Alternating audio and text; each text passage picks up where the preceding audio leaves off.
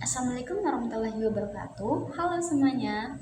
Perkenalkan, nama saya Delia Lestari dengan NIM 100118182429013. Nah, di sini saya akan membahas mengenai salah satu artikel dari jurnal yang telah saya. Baiklah, di sini saya akan menjelaskan mengenai artikel yang telah saya pilih dan juga saya rangkum, yaitu judul artikelnya adalah Fluoride Occurrence, Health Problems, Detection, and Remediation Methods for Drinking Water, a Comprehensive Review, di mana merupakan adalah keberadaan fluorida, masalah kesehatannya, deteksi, dan juga teknik remediasinya untuk air minum, dan merupakan tinjauan komprehensif, di mana tahun terbitnya itu 2022.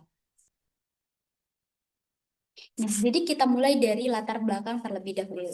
Jadi seperti yang kita ketahui bahwa kualitas air minum itu merupakan salah satu faktor yang sangat penting dalam kesehatan masyarakat. Karena apabila kita mengkonsumsi air minum yang sudah terkontaminasi, yang sudah mengandung mikroorganisme atau bakteri atau bahan kimia lainnya, dan kita mengkonsumsi di dalam tubuh kita, otomatis tubuh kita itu akan bereaksi yang dimana akan berpotensi menimbulkan dampak kesehatan yang serius. Di dalam artikel ini adalah kontaminasi fluorida di dalam air minum, khususnya air minum yang ada di dalam air tanah, yang seringkali melebihi ambang batas aman bagi kesehatan manusia. Nah, jadi WHO sendiri, World Health Organization, itu menetapkan batas maksimum dari fluorida di dalam air minum, yaitu sebesar 1,5 miligram per liter. Namun, di banyak wilayah dunia itu kadar fluorida ini sering terlampaui. Nah, jadi kadar fluorida yang melebihi batas aman ini itu sehingga meningkatkan risiko kesehatan bagi masyarakat atau orang yang meminumnya, yang meminum air minum yang ada kandungan fluorida itu sendiri. Jadi yang kedua itu ada dampak kesehatan jangka panjang. Jadi paparan fluorida berlebih itu dapat menyebabkan fluorosis gigi, fluorosis tulang, dan juga gangguan sistem tubuh lainnya. Dan juga pengawasan kualitas air yang terbatas. Jadi pemantauan dari kadar fluorida itu sendiri di dalam air minum itu belum dilakukan secara rutin di semua wilayah, yang menyebabkan kalau misalkan kadar fluorida melebihi batas aman, itu kan akan menimbulkan atau meningkatkan risiko kesehatan. Oke, next. Jadi fluorida itu dapat masuk ke dalam air minum itu melalui dua jalur utama atau ke lingkungan melalui dua jalur utama. Ada dari sumber alami dan juga ada sumber antropogenik atau dari aktivitas manusia.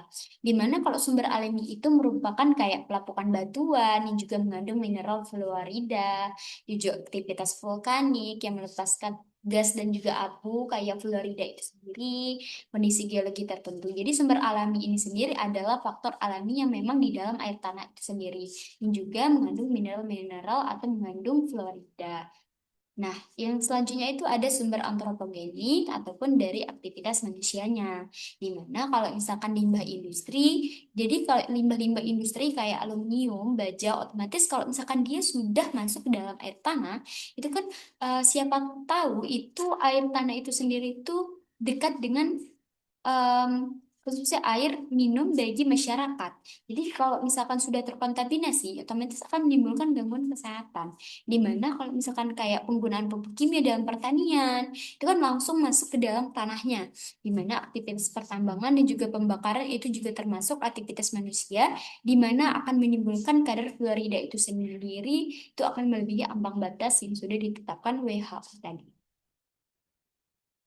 Nah, selanjutnya itu ada permasalahan utama. Jadi, bisa dilihat di sini permasalahan utamanya itu kayak penyakit fluorosis gigi, terus juga penurunan IQ, dan juga kayak tiroid, terus itu juga kayak tulang, masalah-masalah tulang, ataupun seperti kayak gangguan sistem sarafnya, kardiovaskular atau skeletal fluorosisnya yang menyebabkan kayak gini kayak pengerasan tulang atau nyeri sendi dan juga keterbatasan gerak.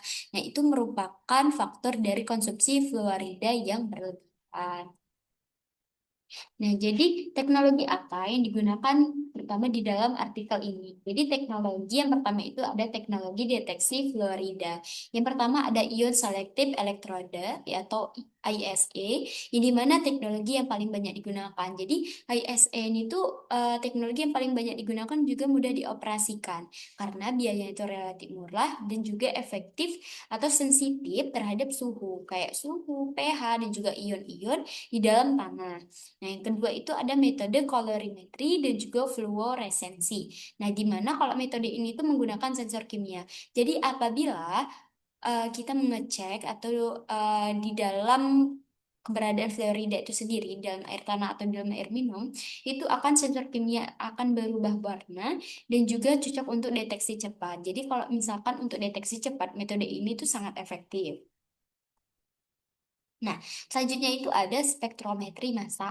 Yang jadi spektrometri massa seperti GCMS, ESIMS, dan juga memiliki tingkat akurasi dan juga sensitivitas yang tinggi, walaupun biayanya itu tergolong mahal dan juga membutuhkan keahlian khusus dan juga tidak seperti yang kayak ISA ini juga mudah dioperasikan.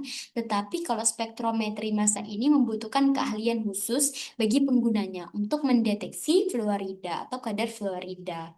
Nah, yang keempat itu ada ion kromatografi dan molecular absorption spectrometry. Nah, di mana kalau teknologi ini tuh lebih ke analisis laboratorium. Jadi dicek di laboratorium dan juga dengan ketelitian-ketelitian yang tinggi untuk mengecek kadar fluorida itu sendiri. Nah, selanjutnya itu ada teknologi penghilangan. Selain tadi ada teknologi deteksi, selanjutnya ada teknologi penghilangan fluorida. Di mana yang pertama itu ada adsorpsi. Di mana apa itu adsorpsi? Jadi adsorpsi itu lebih ke menggunakan bahan seperti aktivat alumina. Di mana kayak misalkan karbon aktif atau adsorben yang berbasis besi. Dan juga kayak metode paling populer di negara-negara yang berkembang. Yang selanjutnya itu ada koagulasi, flokulasi, dan presipitasi. Di mana kalau misalkan teknologi ini tuh lebih ke menggunakan bahan kimia seperti polialuminium klorida. Nah ya, jadi kalau untuk skala komunitas, metode ini tuh efektif. Nah, karena menghasilkan lumpur yaitu sebagai limbahnya. Di mana yang ketiga itu ada reverse osmosis atau RO. Jadi kalau reverse osmosis ini sangat efektif untuk menghilangkan fluorida, walaupun dia itu tergolong biayanya itu lebih mahal dan juga atau biaya operasionalnya itu tinggi dan biaya investasinya. Nah, jadi kalau yang keempat ini nanofiltration atau NF itu lebih ke mirip reverse osmosis tadi, tetapi tekanannya itu lebih rendah. Jadi kalau nanofiltration ini tetap memerlukan biaya besar dan juga perawatan khusus juga seperti kayak reverse osmosis. Terus ada elektrokoagulasi yang dimana itu menggunakan arus listrik. Jadi kalau elektrokoagulasi itu menggunakan kayak arus-arus listrik untuk mengendapkan kadar fluorida itu sendiri. Jadi untuk teknik penghilangannya itu dia diendapkan terlebih dahulu. Nah, seperti yang ada di artikel, ini adalah kayak contoh-contoh teknologi yang digunakan. Seperti ini di India, itu ada pabrik defluoridasi berbasis adsorpsi komersial. Ya, terus selanjutnya itu ada pabrik kayak pemurnian air berbasis osmosis terbalik komersial juga.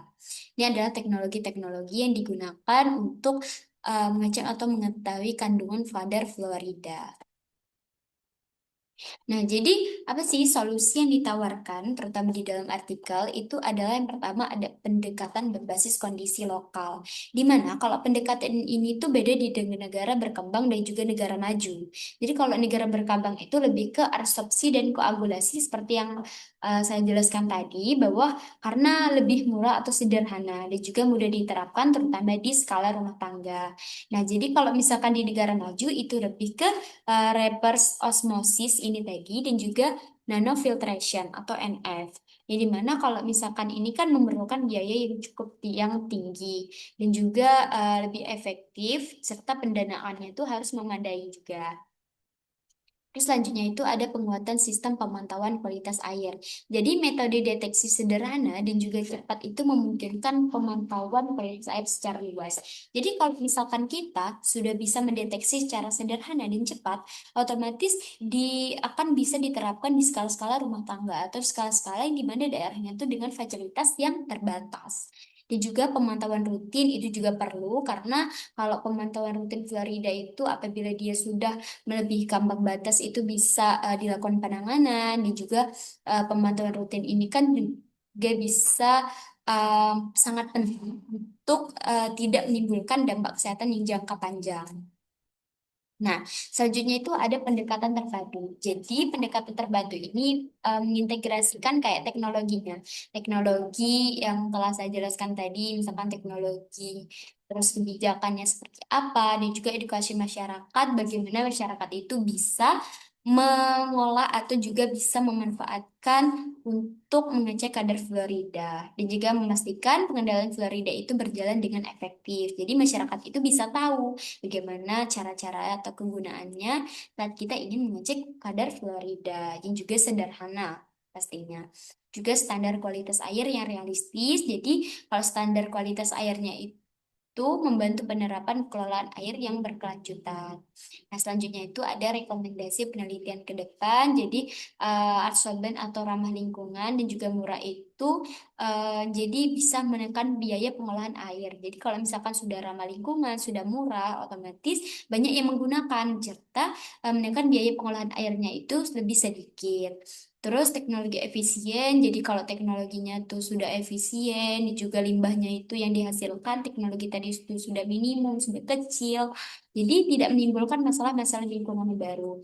Jadi kalau misalkan sudah teratasi kadar fluorida ini sendiri, tidak menimbulkan masalah-masalah yang menimbulkan masalah-masalah lingkungan yang baru. Oke, jadi kesimpulan yang bisa saya simpulkan dari si artikel ini adalah permasalahan fluorida itu dalam air minum merupakan isu kesehatan lingkungan yang penting dan juga memerlukan penanganan yang tepat. Dan juga otomatis kalau misalkan air minum itu dikonsumsi oleh masyarakat yang juga kadar fluoridanya yang melebihi ambang batas akan menimbulkan dampak jangka kesehatan yang panjang, dampak kesehatan yang jangka panjang yang menimbulkan potensi kesehatan yang serius. Mana pengendalian Florida ini harus disesuaikan dengan kondisi wilayahnya dan juga pemantauan kualitas air itu secara rutin itu sangat penting karena kalau misalkan kita sudah memantau kualitas air, otomatis akan kecil kemungkinan bila kadar Florida itu akan melebihi ambang batas. Dan juga teknologi kebijakan dan edukasi masyarakat itu sangat penting juga agar pengelolaan air minum ini bisa dilakukan dengan aman dan juga tentunya berkelanjutan. Mungkin itu saja yang dapat saya jelaskan mengenai isi artikel dan juga yang telah saya rangkum mengenai permasalahan fluorida di dalam air minum. Semoga bisa bermanfaat untuk kita semua. Apabila ada salah kata saya mohon maaf. Wassalamualaikum warahmatullahi wabarakatuh.